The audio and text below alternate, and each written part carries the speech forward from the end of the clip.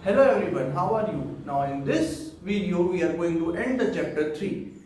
We are going to study International Financial Reporting Standards and Indian Accounting Standards. Okay, these both standards are nearly same. In fact, Indian Accounting Standards are the copy or the converge of International Financial Reporting Standards.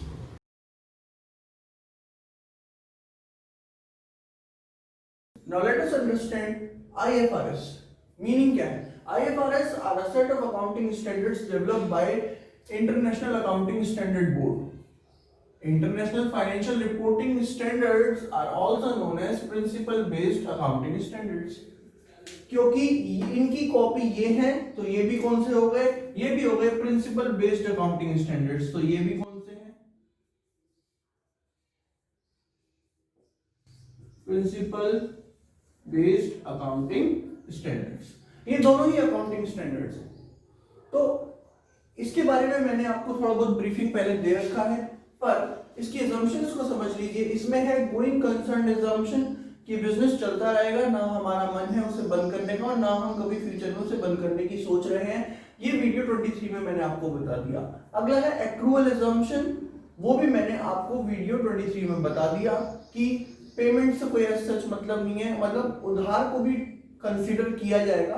Accrual assumption के बारे में detail में मैंने video 23 में आपको बता रखा है. अगला assumption जो IFRS यूज करते हैं वो करते हैं मेजरिंग यूनिट. मेजरिंग यूनिट क्या कहता है?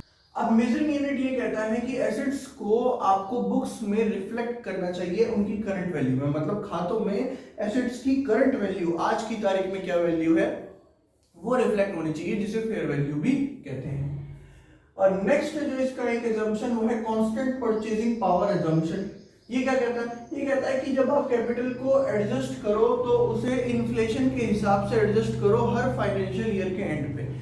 जब भी कोई फाइनेंशियल ईयर एंड हो तो आपको कैपिटल को महंगाई के हिसाब से, इन्फ्लेशन के हिसाब से, महंगाई के रेटों के हिसाब से एडजस्ट कर देना चाहिए.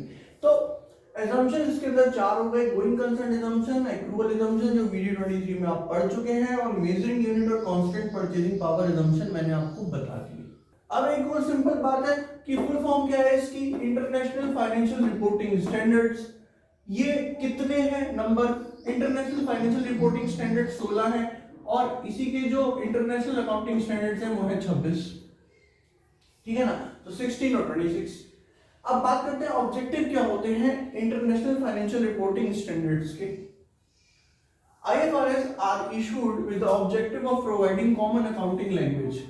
पूरे ग्लोब में, पूरे वर्ल्ड वाइड लोगों को एक कॉमन अकाउंटिंग लैंग्वेज मिल जाए कि किस काम को कैसे करना है, as it would be difficult to understand and compare worldwide financial information without a common set of accounting and financial reporting standards. अगर हमारे पास एक कॉमन सेट, एक कॉमन काम करने का, अकाउंटिंग करने का तरीका नहीं होगा तो हम लोग इंटरनेशनल लेवल पे जाके बिजनेस नहीं कर पाएंगे, क्योंकि बिजनेस की लैंग्वेज क्या है? अकाउंटेंसी. और अकाउंटेंसी के लिए आपको अकाउंटिंग स्टैंडर्ड्स क्लियर होने चाहिए.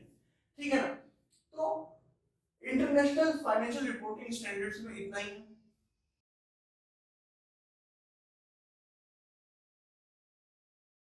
अब हम लोग पहले तो इंटरनेशनल फाइनेंशियल रिपोर्टिंग स्टैंडर्ड्स को ही फॉलो करते थे, पर बाद में फिर हमें लगा कि हमारे पास अपना भी कुछ यूनिक होना चाहिए, तो फिर हमने क्या करा? हमेशा की तरह कॉपी कर दिया, इंडियन अकाउंटिंग स्टैंडर्ड्स बना दिए. जो अकाउंटिंग स्टैंडर्ड्स मैंने आपको पिछली वीडियो में पढ़ाए, जो हमने पढ़ा, वो अकाउंटिंग स्टैंडर्ड्स तो है ही है, पर अब इंडिया ने अपने अलग अकाउंटिंग स्टैंडर्ड्स लॉन्च कर दिए, जिसपे इंटरनेट पे साफ लिखा है कि ये इसी का कन्वर्जन है. बिल्कुल एग्जैक्ट यहाँ पे कॉपी कर रखे हैं, थोड़े बहुत चेंजेस अपने देश के अकॉर्डिंग हमने कर रखे हैं. इसे समझते हैं. Indian accounting standards implemented from 1 अप्रैल 2015 से इनको इंप्लीमेंट लगा दिया गया था, पर मैंडेटरी कर दिया गया था 1 अप्रैल 2016 से कि सभी को इसे फॉलो करना है. ठीक है? अब सभी को मतलब किन्हें, वो मैं आपको आगे पढ़ाऊंगा. इसकी फुल फॉर्म थी Indian accounting standards. Indian accounting standards ये मिनिस्ट्री ऑफ कॉर्पोरेट अफेयर्स ने नोटिफाई करा कि इंडियन कंपनीज को ये एप्लीकेबल होगा. फिर बात आती है कि कितने हैं. ये अभी तक 40 हैं. 40 इंडियन अकाउंटिंग स्टैंडर्ड्स हैं, जिनकी लिंक मैं आपको वीडियो में दे दूंगा. नीचे जाके आप देख सकते हैं, क्लिक करेंगे, सारे के सारे 40 के 40 इंडियन अकाउंटिंग स्टैंडर्ड्स आपके सामने खुल के आ जाएंगे. अब बात कर लेते हैं इसका मीनिंग क्या है। Set of accounting standards adopted by companies in India. जो कंपनीज हैं इंडिया में वो इन अकाउंटिंग स्टैंडर्ड्स को अडॉप्ट करेंगी। ये इशू करे गए हैं under the supervision of accounting standard board. ये कमिटी है जो किसके अंडर आती है, institute of chartered accountant of India के अंडर आती है। अब Indian accounting standards are named and numbered in the same way as IFRS। मैंने पहले कहा था इन्होंने इन्हें कॉपी कर रखा है। ये नेम्ड और नंबर बिल्कुल उसी वे में है जैसे इंटरनेशनल फाइनेंशियल रिपोर्टिंग स्टैंडर्ड्स हैं, ठीक है। अगली बात कर लेते हैं, कुछ नाम बता देता हूँ। 40 में से 2 नाम मैंने आपको यहाँ पे बताए हैं। एक है इंडियन अकाउंटिंग स्टैंडर्ड 101, जिसका मतलब है first time adoption of Indian accounting standards. अगर कोई सबसे पहली बार इंडियन अकाउंटिंग स्टैंडर्ड्स को अडॉप्ट कर रहा है तो उसे किन किन बातों का ध्यान रखना है, क्या क्या करना है, वो सब कुछ इसके अंदर लिखा हुआ है। क्योंकि 101 सबसे पहला और बेसिक आपका इंडियन अकाउंटिंग स्टैंडर्ड है, तो वो यही बात बताता है कि गोइंग कंसर्न और एक्रूअल अजम्पशन को आपको फॉलो करना पड़ेगा जब आप इन सारे अकाउंटिंग स्टैंडर्ड्स को पढ़ेंगे, ठीक है। एक लास्ट अकाउंटिंग स्टैंडर्ड जो हमारा है वो है इंडियन अकाउंटिंग स्टैंडर्ड 41 जो एग्रीकल्चर के ऊपर है, जिसके अंदर एग्रीकल्चर से रिलेटेड बता रखा है कि जिसका एग्रीकल्चर का बिजनेस है उसे कैसे अकाउंटिंग करनी चाहिए, ये जो भी बातें एग्रीकल्चर से रिलेटेड।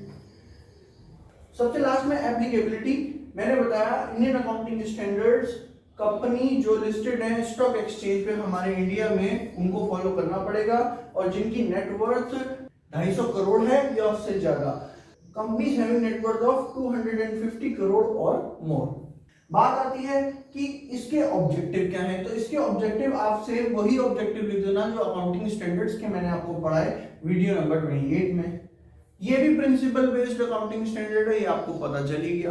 मैं आपको बता दूं, अगर आपने एक बार पुराने अकाउंटिंग स्टैंडर्ड्स को छोड़ के अगर इंडियन अकाउंटिंग स्टैंडर्ड्स को एक्सेप्ट कर लिया है तो आप फिर पीछे जाके कोई और अकाउंटिंग स्टैंडर्ड्स फॉलो नहीं कर सकते। ये रूल है, कंपनीज एक्ट ने कह रखा है कि once you have adopted Indian accounting standards उसके बाद आप बैक ऑफ नहीं कर सकते, आप पीछे जा नहीं सकते। तो इंडियन अकाउंटिंग स्टैंडर्ड्स और IFRS के बारे में आपको इससे ज्यादा जानने की जरूरत नहीं है। तो इसी के साथ चैप्टर 3 हमारा खत्म होता है। चैप्टर 4 लेके अगली वीडियो में आएंगे। Thank you class.